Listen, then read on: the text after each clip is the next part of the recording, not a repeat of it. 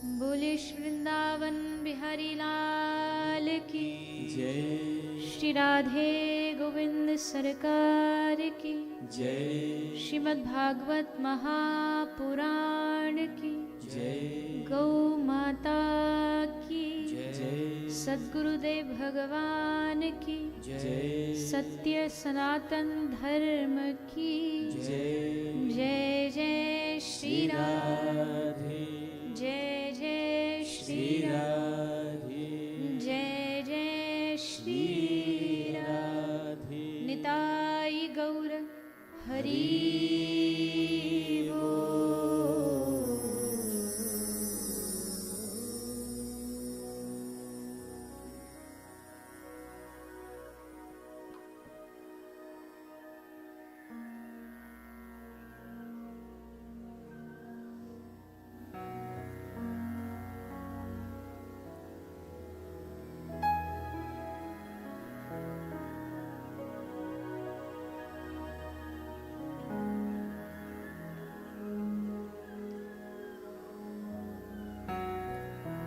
आइए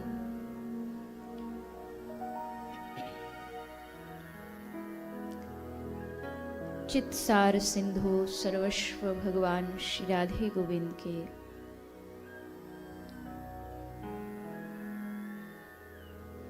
चरण कमलों का ध्यान करते हुए सभी श्रीमद् भागवत गंगा में प्रवेश करें।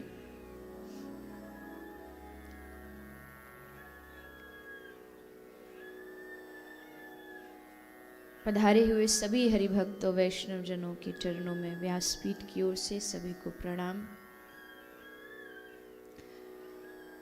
मैया थोड़ी देर बाहर आप ले जाइए बालक को। प्रार्थना है आज कथा के पंचम दिवस में आप हम सभी प्रवेश कर रहे हैं।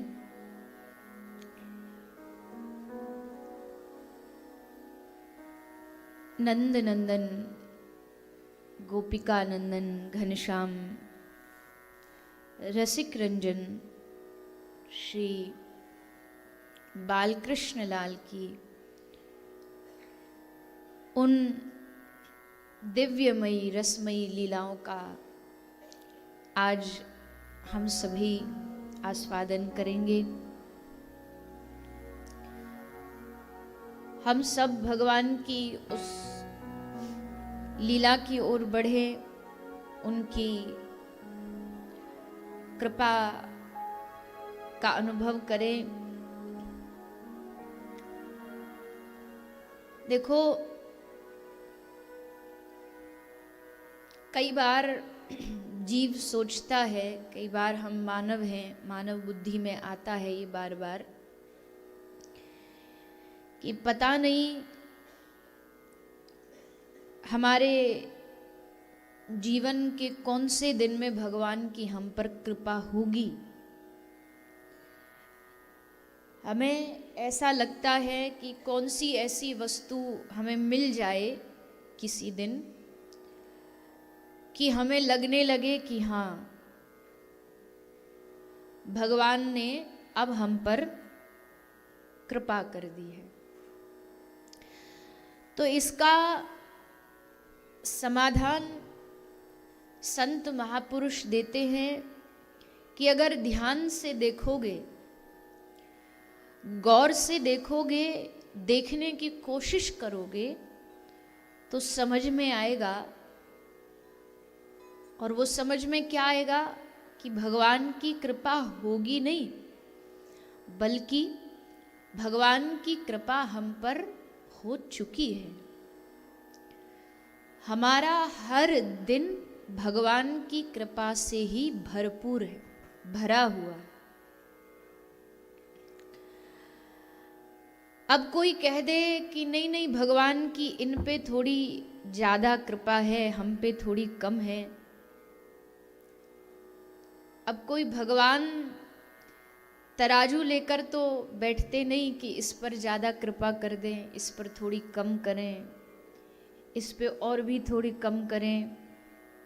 तोल तोल के भगवान थोड़ी कृपा करते। कृपा सब पर है। अगर आपको लगता है कि सामने वाले पर कृपा है भगवान की, तो आप पर भी भगवान की कृपा भरपूर है, सर्वत्र है। मान लीजिए बारिश हो रही है। बारिश की जो बूंदें हैं, क्या वो बूंदें ये सोच के बरसती हैं कि किस पे बरसूं और किस पे नहीं बरसूं? क्या बारिश की बूंदें, वर्षा की जो बूंदें हैं, क्या वो ये सोचती हैं कि ये पुण्य ज्यादा करता है इस पे अच्छे से बरसते, ये पाप करता है इस पे कम बरसते? नहीं।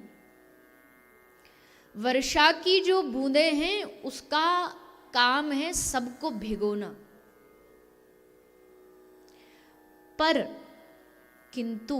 परंतु अगर आप उस बारिश की बूंद में नहीं भीग पा रहे हो, बारिश तो हो रही है, पर अगर आप उस बारिश में नहीं भीग पा रहे हो तो उसका कारण खोजो।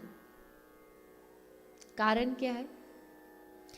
कारण कई हो सकते हैं। एक कारण ये हो सकता है कि बारिश तो हो रही है पर आपने छाता लगा रखा है।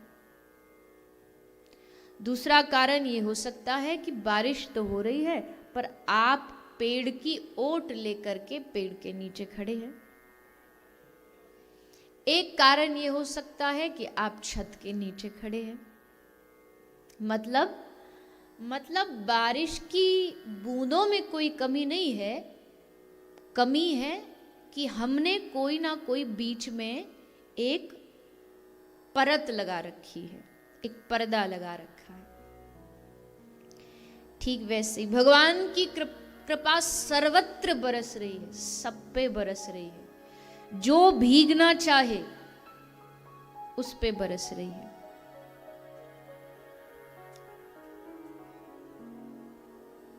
किसी ने मुझसे पूछा कि भगवान की कृपा, सबसे बड़ी कृपा क्या है? तो मेरी मति से, मेरी बुद्धि से जो उत्तर निकलता है वो यही निकलता है कि भगवान की कृपा को समझना ही भगवान की सबसे बड़ी कृपा। ये अगर समझ गए, भगवान की कृपा को समझना अगर आ गया तो समझ लो यही भगवान की बड़ी कृपा है। क्यों? क्योंकि 95% लोग ऐसे होंगे जो शायद दुनिया में भगवान की कृपा को समझते ही नहीं है। उनको लगता है केवल पाना कृपा है। बात को थोड़ा समझिएगा। उनको क्या लगता है? केवल मिलना कृपा है, कुछ मिल गया कृपा हो गई। 10 साल से बालक नहीं था, बालक मिल गया, हो गई कृपा। नौकरी नहीं लग रही थी, कथा सुनने आए, नौकरी लग गई, हो गई कृपा।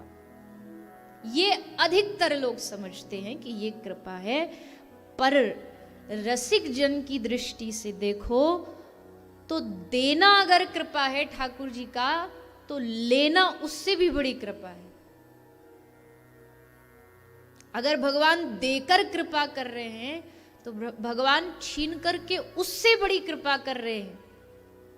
छीन रहे हैं, ले रहे हैं, इसका मतलब वो चाहते हैं। जैसा मैंने आपको एक दिन उदाहरण दिया, बच्चा खिलौना में ज्यादा लग जाता है तो क्या करना पड़ता है? फिर उसके खिलौने को छीनना पड़ता है। तो जब भगवान को अपनी ओर हमें लगाना होता तो फिर वो हमसे कुछ चीजों को छीनते हैं, चाहे वो हमारे अपने रिश्ते हों, प्यारे रिश्ते हों, या हमारा प्यारा धन दौलत हो।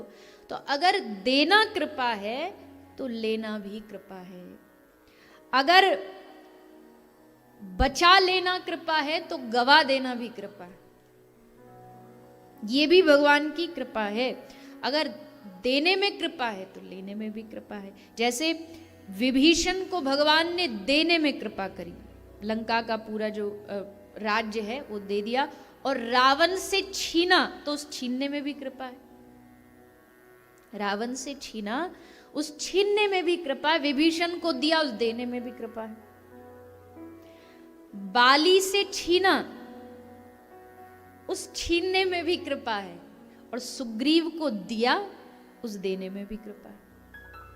बस इतनी छोटी सी बात है, जो इसको समझ गया उसका जीवन फिर कृपा से माला माल हो जाए, भरपूर हो जाए। क्योंकि भगवान कृपा के पुंज हैं। कृपा का एक पूरा अगर कोई कृपा का कोई रूप होता, मतलब कोई आकार होता, तो वो भगवान। अब मान लीजिए वो दिवाली पे आता है वो खिलौना मीठा वाला, हाथी घोड़ा बन के आते हैं। अब उसकी घोड़े की टांग खाओ या घोड़े का पेट खाओ, वो रहेगा मीठा ही, क्योंकि वो पूरा की पूरा मीठा है। ये नहीं कि यहां से कम मीठा यहां से ज्यादा, वो पूरा मिठास से ही बना हुआ है।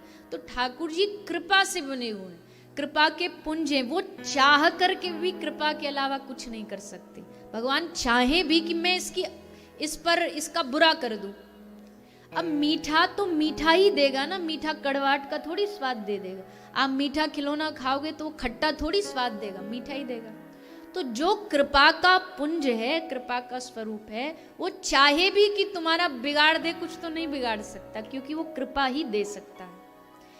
सांप के भीतर जहर है तो जहर ही उगलेगा, अमृत नहीं उगलेगा। लाख कोशिश कर ले आप, सर्प को कितना भी पूरा जीवन सत्संग सुना लो कि भैया जहर उगलना गलत बात है, कल से तू अमृत उगलना, कर सकता है? क्योंकि भीतर विष भरा हुआ है तो उगलेगा भी वही।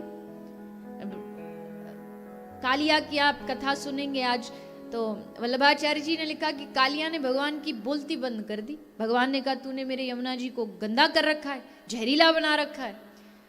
कालिया बोला ये बताओ दुनिया किसने बनाई? भगवान ने कहा मैंने। दुनिया के लोग किसने बनाए? मैंने। मनुष्य किसने बनाए? मैंने। जीव जंतु किसने बनाए? मैंने। सांप किसने बनाए? मैंने। सांप में भीतर जहर किसने भरा? ठाकुर जी बोले मैंने। तो जब तुमने जहर भरा तो गलती हमारी कहां से हो गई? तुमने जहर भरा तो हम जहर उगल रहे हैं, तुम अमृत भर देते हम अमृत उगल देते। हमारा दोष क्या है? तो जहर जिस सांप के भीतर वो जहर ही उगलेगा। तो ठाकुर जी ऊपर से नीचे तक, नख से शिखा तक कृपा से भरे हुए, वो चाह कर भी अकृपा कर ही नहीं सकते। भाई ये बात मन में बिठानी है सबको कि ठाकुर जी हमारा कभी कभी अनुचित नहीं कर सकते। लग रहा होगा अनुचित, हो सकता लगे हमें अपनी दृष्टि से। जैसे एक बच्चा, छोटा बच्चा चाकू से खेल रहा होता है, तो उसकी माँ भाग के आती है और उसको एक चपत लगाती, क्या कर रहा है, ला इसको इधर दे, और उस चक्कू को छीन लेती है। तो बच्चे को वो अनुचित लगता है कि नहीं लगता? बच्चे को लगता मैं इतना बढ़िया खेल रहा था, मेरे खेल में भंग पैदा कर रही है। और उसे ये नहीं पता कि इससे हाथ कटने का डर है, इसलिए उसको छीन लिया गया है। तो ठाकुर जी अगर हमारी कोई प्रिय वस्तु हमें लग रही है कि ये बड़ी प्रिय चीज है हमारी, पर ठाकुर जी जानते हैं इसके लिए खतरा है, इसके लिए खतरा साबित हो सकता है, इसलिए वो हम हमारे से उन चीजों को फिर दूर कर देते हैं। तो जो इस कृपा को समझ गया, समझो उस पर ठाकुर जी की बहुत बड़ी कृपा है। जो इस चीज को समझ गया कि हाँ मेरे भगवान मेरा कभी अनुचित नहीं चाह सकते, कभी नहीं चाह सकते, फिर जुबान से मुंह से कभी नहीं निकलेगा कि प्रभु मेरे साथ ऐसा क्यों। फिर बार बार मन में यही आएगा।